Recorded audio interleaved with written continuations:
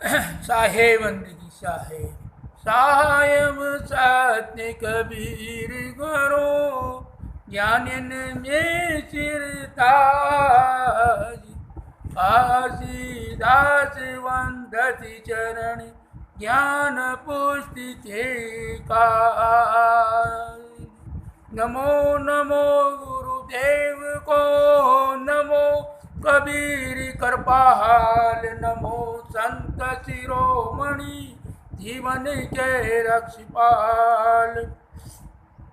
Park रूप कबीर गुरु दीन बंधु निर्धार बंधो सदगुरु पार की धरो चरणों में शीश हाथ जोड़ स्तुति करूं मिले ज्ञान बख्शी श्रोता बन अर्जी करूं गुरु भरोसे काश मनसा वाचा कर्म ना जीवन देन तरा।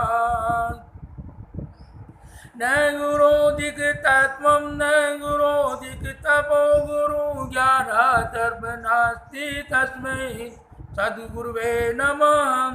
ध्यानमूलं गुरुमूर्ति पूजा मूल गुरुपदम् मंत्रमूलं गुरुवाक्यं मोक्षमूलं गुरुकृपा गुरुदेवो गुरुधर्मो गुरुनिष्ठा परतप गुरो परतर नास्ति नास्ति तत्वगुरु परं।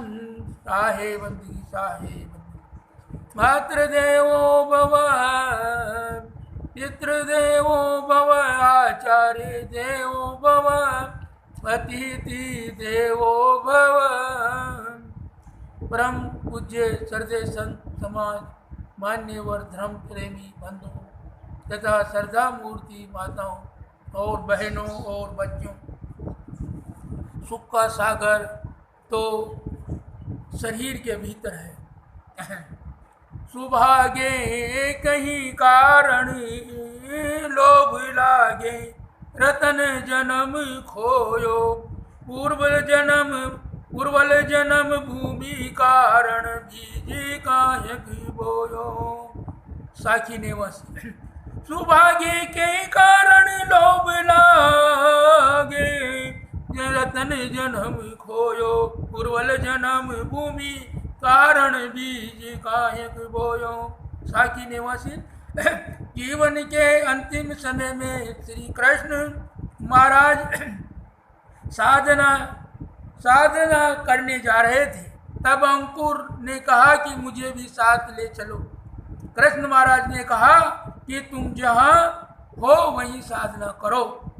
अंत समय में तीर्थ उपासना नाम जपना मूर्ति की पूजा करना देवी देवता आदि मान रखे हैं, ये जीव का कोई साथ नहीं देता है, ये आपका शरीर भी सुनसान हो जाएगा। इसलिए समय और मानव शरीर का सदुपयोग कर लो। इस मानव देह का सदुपयोग कर लो। रावण के पास भी ये मानव की देह मौजूद थी, बल था, साहस था, साम्राज्य था, शक्ति थी, बलवान था। अगर रावण अपने शक्ति का सदुपयोग करता तो उसका मंगल हो जाता, लेकिन उसने दुरुपयोग किया, अधोगति की खाई में गिरना पड़ा। आप अपने मन इंद्रियों पर हर क्षण सावधान रहो, यही जीवन की सफलता है। ज्ञान उसी का सफल होता है जो आत्म विजयी है हो। आप ये भ्रम छोड़ दो कि मैं बड़ा हूँ। आप समाज के गुरु हो, ये भी भ्रम छोड़ दो। आप समाज के सबसे छोटे सेवक हो, किंतु सेवा भी समय पर नहीं हो रही है। समाज में जितने सदस्य बैठे हैं ये सब देवी देवता हैं, यही भगवान हैं। इनकी सेवा करो, सत्कार करो, अपने मन को निर्मल रखो। आपको किसी ने कुछ कह दिया है तो आप अपने मन को में कष्ट मत रखो, बड़पन की लादी मन से उतार दो। ये लादी ही आपको भवसागर में डुबो देगी। ये देह टिकी रहने वाली नहीं है, बड़े भवन भी टिके रहने वाला नहीं है। साधु ये मुर्दों का गांव, सब मरेगा, बचेगा नहीं कोई। मानसिक क्लेश जीवन की हार है।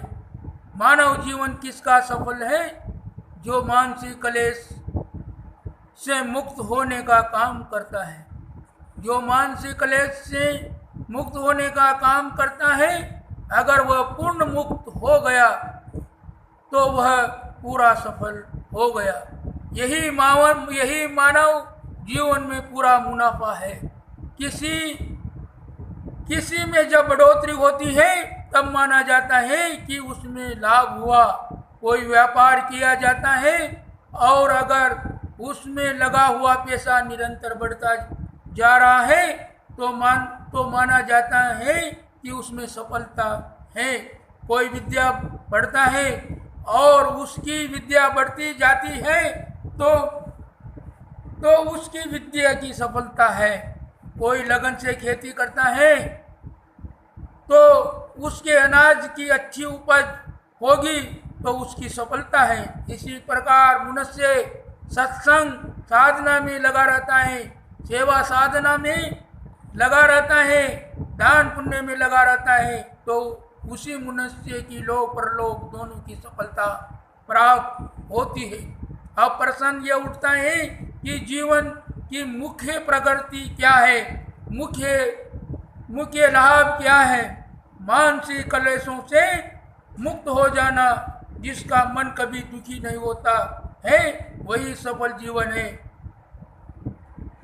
दुखी हम क्यों होते हैं? अहंकार के कारण। जो अपना नहीं है उसमें हम अपनापन जोड़ते हैं। इसी से अहंकार मनुष्य की मूर्खता है।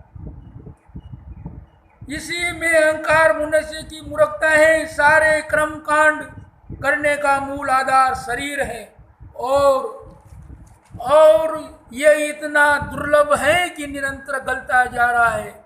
इसका परिवर्तन बदलता जा रहा है। एक दिन वह भी आ जाएगा कि पूरा मिट्टी में मिट्टी मिल जाएगा। अभी हमारे पास मौजूद है तो भी बहुत पीड़ा दे रहा है और पीड़ा देता ही हमसे अलग हो जाएगा। खाली इसकी कमाई हमारे पास रह जाती है। एक विदेशी लेखक की पुस्तक किसी संत ने पढ़ी थी, उनकी मूल पुस्तक को इंग्लिश में थी, उसका अनुवाद गुजराती में हुआ था। उसको पढ़ा तो सतायु केम अवाई ये गुजराती में उसका नाम था। उसमें हिंदी में कह सकते हैं कि 100 वर्ष कैसे जिए। 100 वर्ष जीने की बात नहीं है, सुखपूर्वक जीवन जीने की बात है। 100 वर्ष जीने की बात नहीं है, सुखपूर्वक जीने की बात है। काम, क्रोध, लोभ, मोह, पीड़ा, वेदना, संताप, प्रतिक्रिया, रिएक्शन, मनोविकार में अगर आदमी जी रहा है तो वह नरक में जी रहा है। नरक सबके पास है, स्वर्ग भी सबके पास है, लेकिन वह तो थोड़ा है। जिस समय मन जितना साफ हो जाता है उस समय उतना आदमी स्वर्ग में है। अपने में लौट आना स्वर्ग है, विषय विकारों में लौट जाना नरक में है। स्वर्ग की कल्पना करने वाले विषय वासना ही में है। जवानी बहुत थोड़े दिनों की है, 18 से 28 तक कुल 10-12 वर्षों की है। जो साथी बराती है वे भी अपने वश में नहीं है। विशाल देव ने कहा है कि साधन, वस्तु और मनुष्य इन तीनों के सहयोग से भोग होते हैं।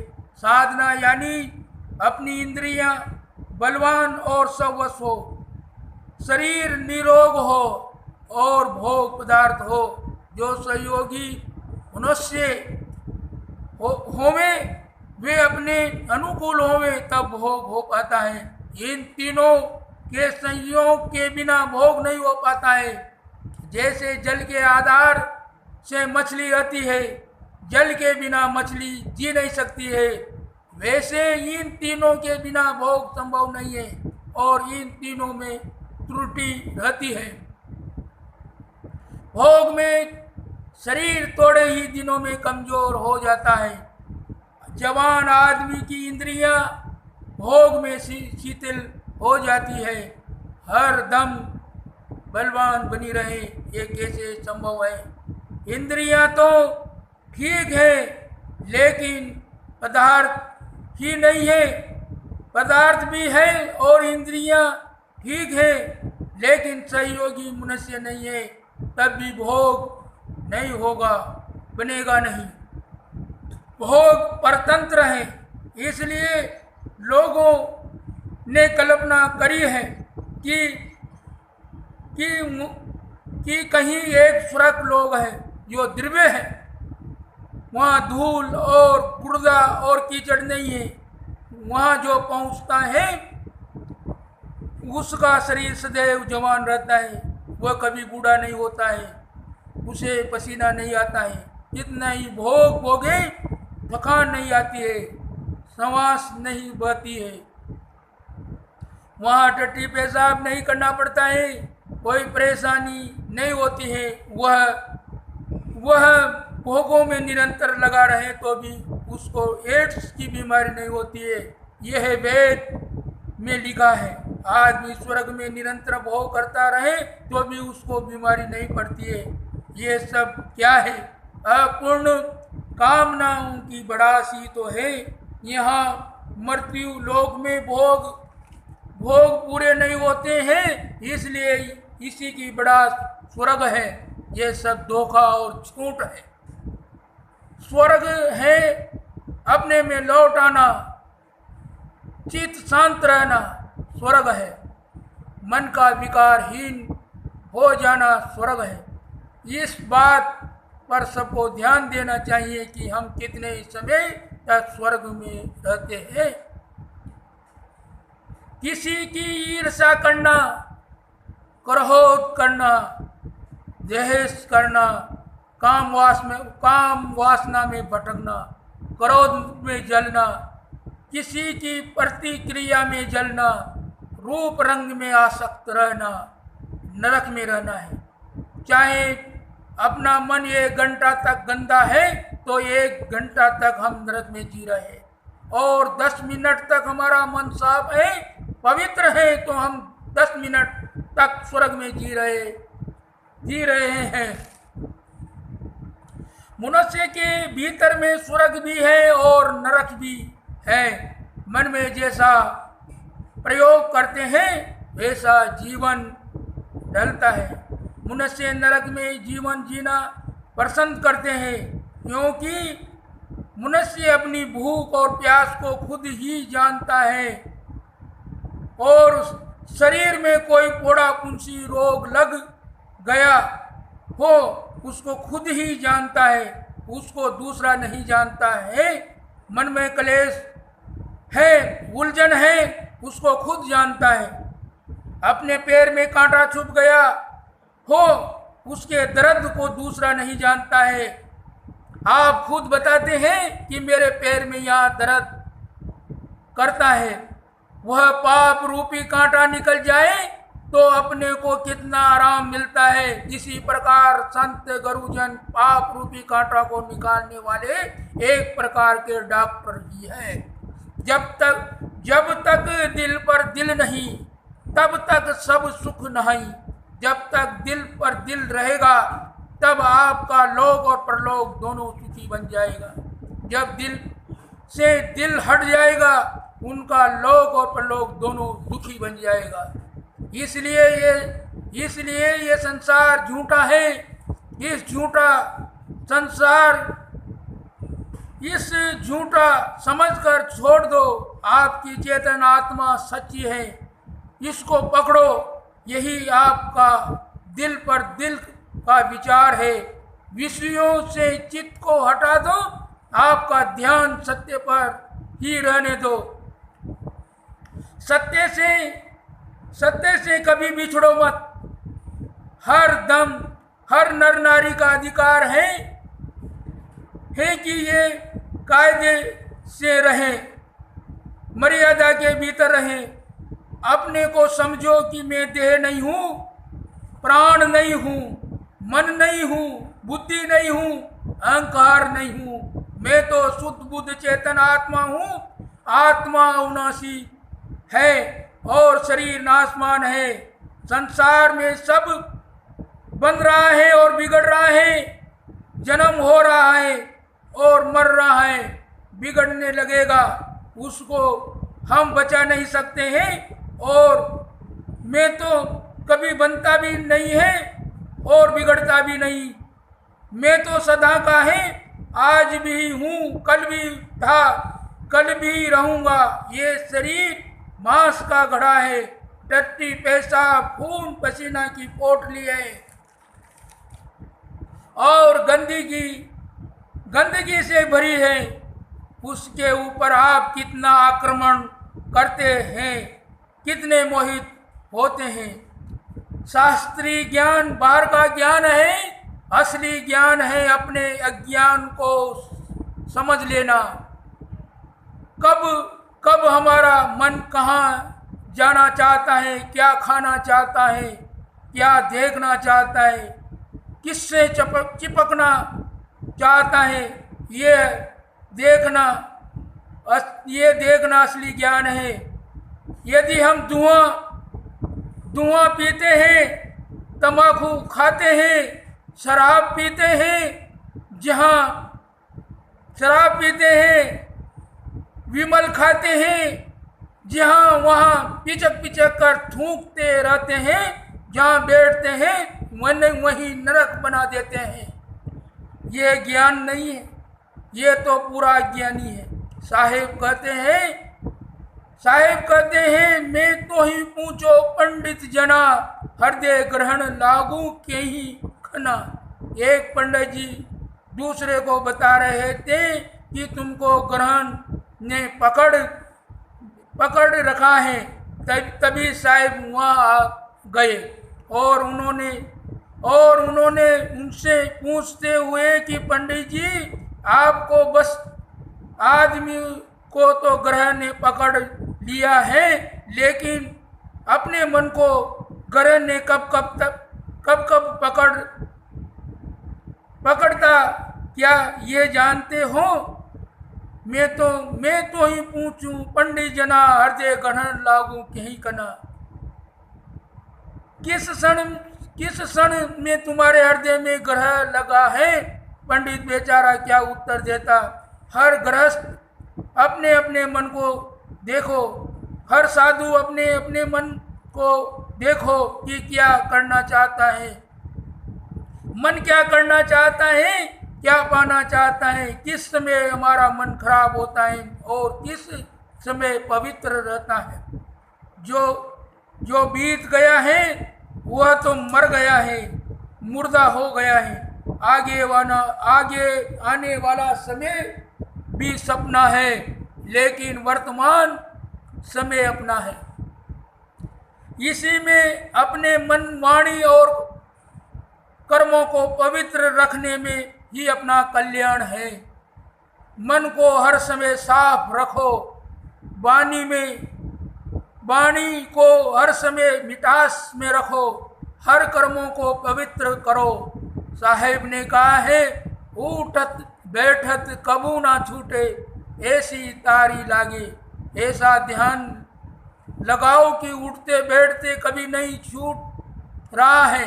ये साधना अपने मन, वाणी, कर्मों को सदैव देखो, परखो कि मन क्या करता है। चित्त का कलेश नरक है और इसी नरक में इंसान कर्मवश जीता है। कितना प्रतिशत इसमें नरक है? आदमी स्वयं देखें कि कितने समय तक मन विकारी रहता है और कितने समय तक निर्विकारी रहता है। साहिब ने कहा है, उठत बैठत कबू ना छूटे ऐसी तारी लागे। उठते बैठते समय अपने मन को देखो कि मन क्या चाहता है। अपने आप को सदैव देखो, परखो कि मन क्या चाहता है। मनुष्य अपना हिसाब किताब तो सदा अपने नियंत्रण में रखे हैं। व्यापारी अपने व्यापार का लाभ हानि का हिसाब रोज रोज दुकान बंद करके अपने खाते में बराबर लिखता है। आज के व्यापार में कितना लाभ हुआ और कुल कितना घाटा या मुनाफा में है।